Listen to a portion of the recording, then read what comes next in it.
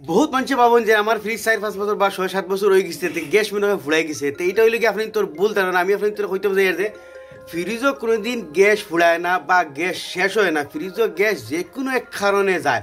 কারণ হইয়া তাহলে গিয়া ফলে নম্বর বেশি কারণ যেগুলো আমরা বর্তমানে ফাইয়ার তার হইল কি আইস বক্স। প্রায় মাঝে কি তখন আইস বক্সের মাঝে বরফ হয়ে শর্ট লাগি যায় বা বরফ সরিত লাগিয়া বা কিছু যদি খুশাই ফারে সরিত লাগিয়ে খানা করেন, খানা হইয়া গ্যাস যায়। আর দুসরা হইলে কি ফ্রিজের এই যেগুলো তার জয়েন্ট বা তার ইকুইপমেন্ট এই যে ফাইভ আছে এগুলো বা আপনি তোর কোনো ফাটিয়াও বা জয়েন্টে দিয়ে লিক হয়েও গ্যাস মানে যায়। ওলা কয়েক কারণে মানে ফ্রিজের গ্যাস যায়।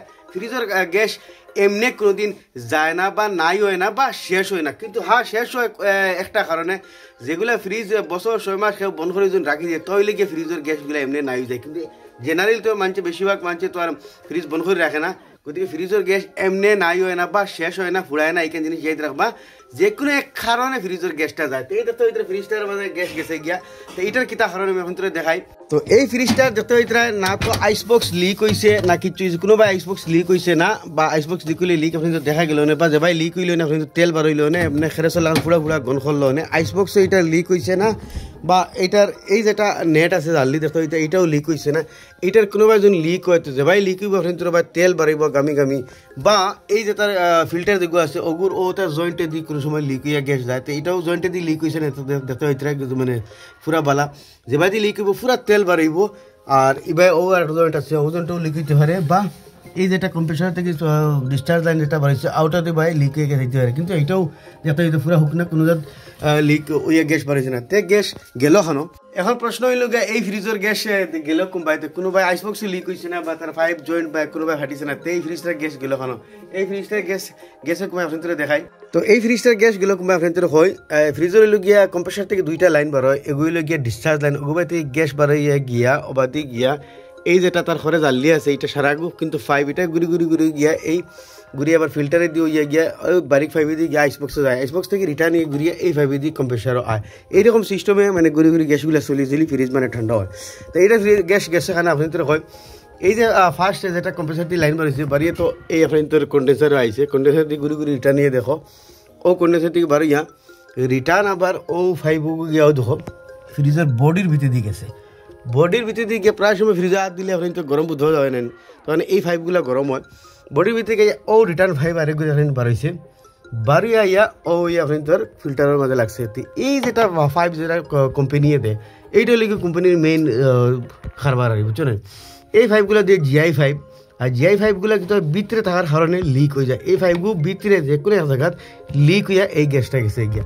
এখন আমরা করবো কিন্তু এই ফাইভ যেটা আছে এটা কমপ্লিটলি বাইপাস করে দেবো। এই যে অন্তকে লাইন যেটা বাড়িয়েছে বাড়িয়ে আপনার তোর কন্ডেন্সার ঘুরি ঘুরি ঘুরি ঘুরি রিটার্ন হয়ে গিয়া ওবাদে হয়েছে নেন। আমরা এই ফাইভটা এখানে মাঝে খাটিয়া যত এখানে মাঝে খাটিয়া ডাইরেক্ট নয়া একটা ফিল্টার এই যেটা ফিল্টার আছে চেঞ্জ করবো, নয়া একটা ফিল্টার এটার মাঝে লাগাইমু। লাগাই ফিল্টারের আগে এই ক্যাপলাইটা জয়েন করি আবার ভ্যাকুম করে এটার মধ্যে গ্যাস দিমু।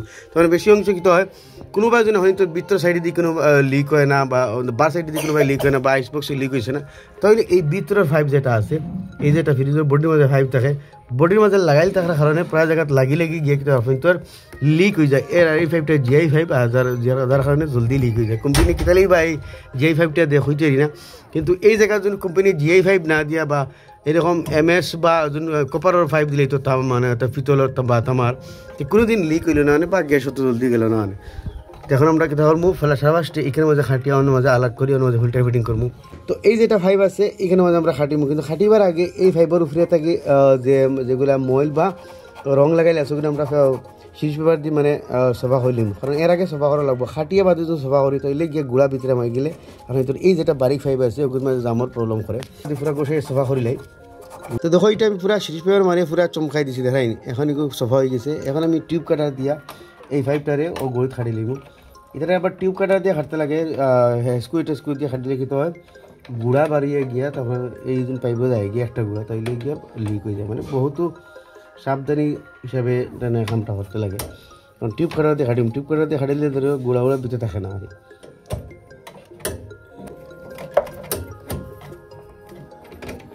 দেখো পাইপটা হাঁটে গেছে তোরা লইছে আর কারণ আপনার ওলা দিলে হাঁটেছি উঠে আইব। তো দেখো পাইপটা খাটিয়া বাড়িয়ে আইগুলো। আর এটার আমরা রেগুলার পেপার দিয়ে মানে সিরিজ পেপার দিয়ে পুরা সফা করে ধরাইনি। এখন এই যেটা পাইপ আছে আর এইটা পাইপের আমরা ছাড়ি দিব, এটাতে কোনো হাম নেই। তখন মাছ হইলে আপনি তোর এই যেটা কেপলারি আছে, এই কেপলারিটারও আবার অন্তি খাটি আলাগ করবো। কেপলারিও খাটিবার আগে সুইচ পেপার দিয়ে ঠিকছে সাফ করে লিম, যাতে উপরের গুঁড়া গুঁড়া ময়ল যায় যায় গিয়ে উপরের গুঁড়া গুঁড়া ময়ল না সাফ করলে আপনি তোর মানে ওয়েল্ডিং যেগুলো মারো ওয়েল্ডিংটারই পারফেক্ট হিসেবে লাগতো না।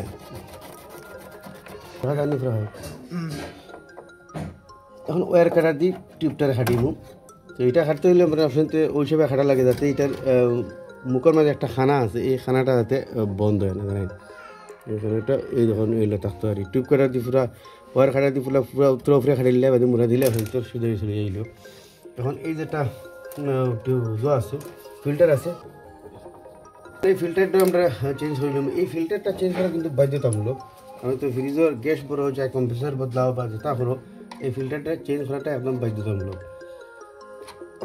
এটির মধ্যে আমরা নতুন ফিল্টার লাগাইব, এই মানে ভিতরে গুঁড়া গুঁড়া বা এয়ার ময়েশ্চার যেটা আছে এই ফিল্টারের মধ্যে আটকে, যার কারণে ফিল্টারটা বদলাইনি লাগে। না বদলাইলেও কিন্তু আমরা চলে যাইব 6 মাস বছর দিন করে আপনার তো প্রবলেম দেখাইব। যেটা লাইন আছে এই লাইনটার মুখ দেখতে সেফামারি মারা, আর এখন এই লাইনটা আমরা খাটিমু। তো এই লাইনে দিয়ে আমরা গ্যাস ভরা বেকুম ভরা বা গ্যাস ভরা সব ওই লাইনে দিয়ে আনি গ্যাস ভরি, আবার এই লাইনের মুখটা আবার আমরা ওয়েল্ডিং মারি থই দিব। তো গাইজ ফাইনালি আপনারা দেখায় এই যেটা লাইন আছে এইটার মধ্যে আমি বারিক 5 বিকু জয়েন দিয়ে আঘাত লাগাইছি চার্জিং বাল্ব। এই চার্জিং বাল্ব আন্ডারে আমরা গ্যাস ভরমু বা বেকুম ভরমু। আর ইবাদি 5 যদি দেখতে হইতে বাদি বেন করে আনি এর মাঝে আঘাত আমি নয়া ফিল্টার লাগাইছি। এখন ফিল্টার ওয়েল্ডিং মারমু, ফিল্টার আগে কেপলারি 5 যেগু গিয়ে আমরা আইস বক্স গিয়ে বাদি গিয়ে ভরবো। এখন এগুলোর আমি ব্রেজিং করবো মানে ওয়েল্ডিং মারমু।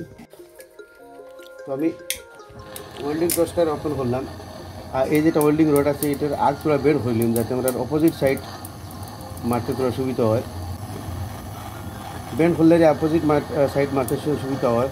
আর এইটার মধ্যে গরম করে লাগাই দিব তোরা ব্রেজিং পাউডার, মানে কপারে ওই যে এগুলো গিয়া কপার মানে MS লুয়া, আর এগুলো গিয়া কপার মানে তামা। এই দুইটা ওয়েল্ডিং মারতে আমরা ব্রেজিং পাউডার লাগে, যার কারণে ব্রেজিং পাউডার লাগাইলাম।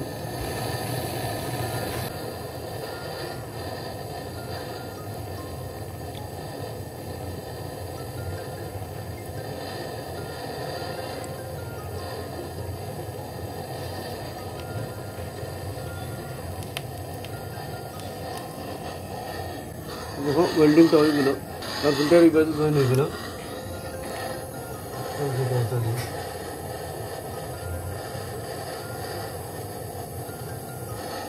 এই গেছে, এখন আগে আমরা কেপলারি জয়েন করবো। কেপলারি বা জয়েন করতে তো মানে হার্ড নাই, একদম ইজি হতো। মানে কেপলারিটাও তামার আর ফিল্টারটাও আমরা তামার, এখন তামার তামার জয়েন দিতে একদম ইজি হিসাবে। এবার আমরা এই যেটা চার্জিং লাইন আছে এটাতে যখন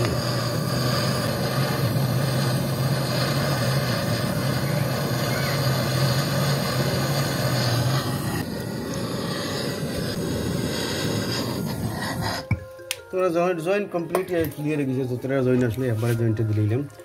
এখন জয়েন্টটা আমরা চেক করবো বরাবর জয়েন্ট হইল না, কোনো এখন মিসিং তাহলে আবার ফেলা দিব আর তোরা। তো সামনে মাঝে তো আমরা দেখি, আর ব্যাক সাইড দেখতে হইলে আমরা এরকম আয়না লাগাইয়া ব্যাক সাইডটা দেখবো আয়নার মাঝে, যাতে ব্যাক সাইডে জয়েনিংটা বরাবর হইল না। কারণ চূড়া যখন সুর লিকে হয়ে যায় তাহলে আমরা গ্যাস দেওয়ার লগে লগে আধা ঘন্টা 1 ঘন্টা বা 1-2 দিন ভিতরে গ্যাসটা দেব গিয়া, যার কারণে আমরা হর জয়েন্টে বারিকিসে এইরকম আয়না লাগাইয়া দোকায় চেক করতে লাগে।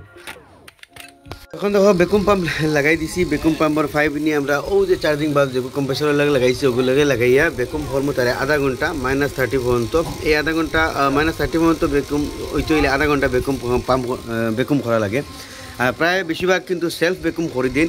সেলফ বেকুমটা 100% বেকুম হয় না, যার কারণে ফ্রিজে গিয়ে বছর সময় পরে প্রবলেম ধরে গ্যাস ভরা পরে, যার লাগিন স্পেশাল বেকুম পাম্প দিয়ে প্রফেশনাল বেকুম পাম্প দিয়ে বেকুম করতে লাগে। প্রফেশনাল বেকুম পাম্প দিয়ে বেকুম হলে এই গ্যাস ভরা চকিংয়ের একটা প্রবলেম যেটা হয়, ভিতরে হাওয়া বা হাওয়ার মাঝে একটা নমি, এই নমি থাকার ফলে চকিংয়ের একটা প্রবলেম ধরে বছর 6 মাস পরে ফ্রিজের মধ্যে। এই প্রফেশনাল বেকুম পাম্প দিয়ে বেকুম না করলে ফ্রিজের মধ্যে চকিংয়ের প্রবলেম ধরে, যার কারণে প্রফেশনাল বেকুম পাম্প দিয়ে বেকুম করতে লাগে। এখন আমরা আধা ঘন্টা লাগে ছাড়াই দিলাম বেকুম পাম্প, আধা ঘন্টা হয়ে গেলে আমরা বেকুমটা হয়ে যাব। আর বাদে আমরা হাওয়া পানি যে সময় বন্ধ হয়ে যাব সে সময় গিয়ে আমরা বুঝুম যে 100% বেকুম হয়ে গেছে, এর বাদে গ্যাস দিব। তো ফাইনালি লগভগ আধা ঘন্টা বেকুম হয়ে গেছে, আধা ঘন্টা বেকুম ধরে মাইনাস পুরা 30 তাই গেছে। এখন আমরা এই বাল্বটা পুরা টাইট করিয়া বেকুম পাম্পটা করে দিব বন্ধ, এই বাল্বটা পুরা টাইট করা লাগবো। এখন বেকুম পাম্পটা করে দিলাম বন্ধ। এখন এই পাইপটা খুলিয়া এইখানের মাঝে আমরা এই ক্যানের লগে লাগাই ক্যানের মাঝে ফ্রিজের মাঝে কম্প্রেসারের মাঝে লেখা আছে দেখো R134A।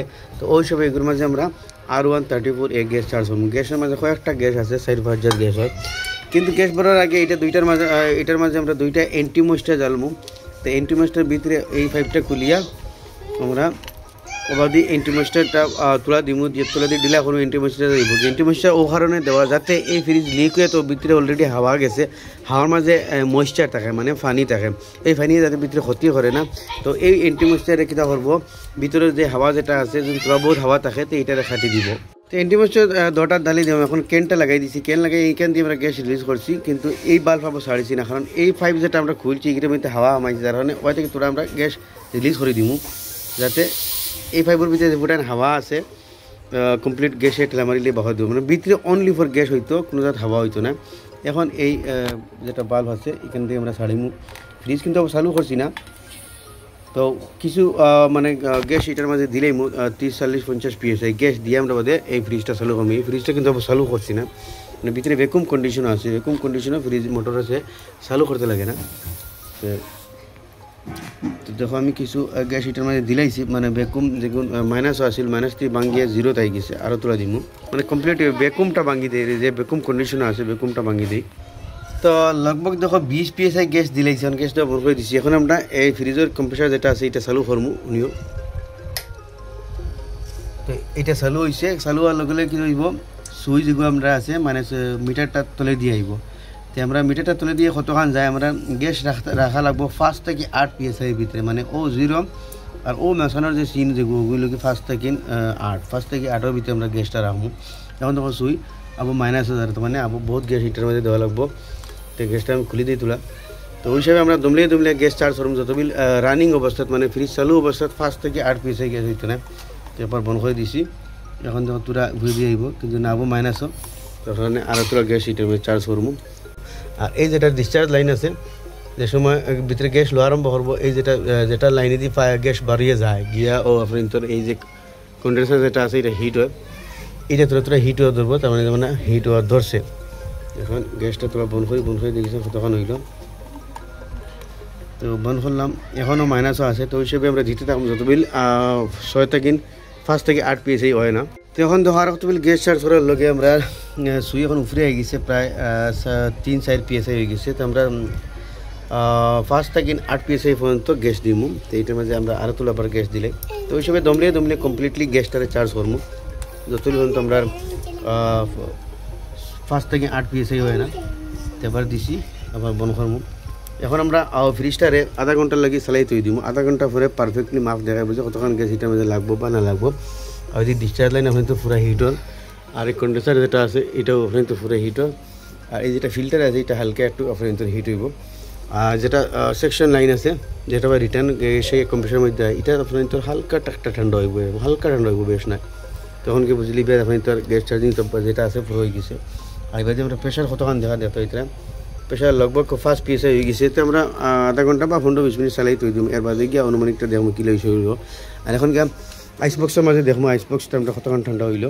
তো আইসবক্সের মাঝে আমরা ঠান্ডা বহুত কিছু বোঝা যায়, যেমন কি আইসবক্স আদ দিলে কোনো ফ্রিজের অবাই থেকে ঠান্ডা স্টার্ট হয়, কারণ ফ্রিজের হসাই থেকে ঠান্ডা স্টার্ট হয়। তো এইগুলো হসাই থেকে ঠান্ডা স্টার্ট দিয়ে পুরো লগভগ অতক্ষণ আমরা পুরা চিল্ড হয়ে গেছে, মানে আর দেওয়া যান না, যতক্ষণ হওয়া বাকি রয়েছে।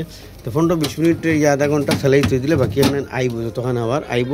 আর যদি আই যায় তো ঠিক আছে, না হইলে আমরা আর তোরা গ্যাস দিই। তখন আমরা 15-20 মিনিট লাগে এটারে ছাড়াই দিলাম।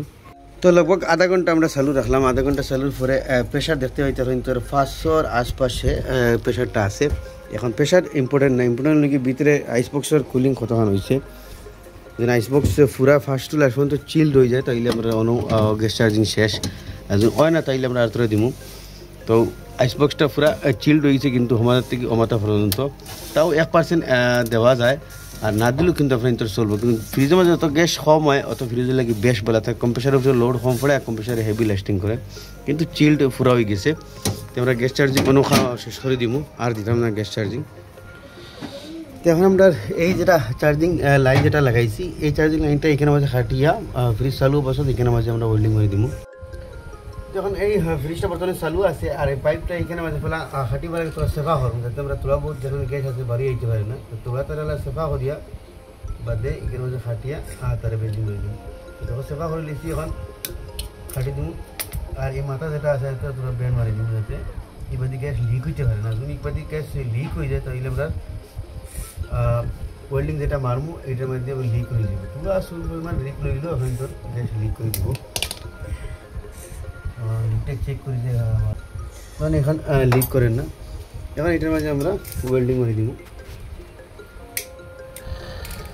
ফ্রিজ চালু বসে কিন্তু বন্ধ করলে এটার মাঝে প্রেশার বাড়িয়ে দিব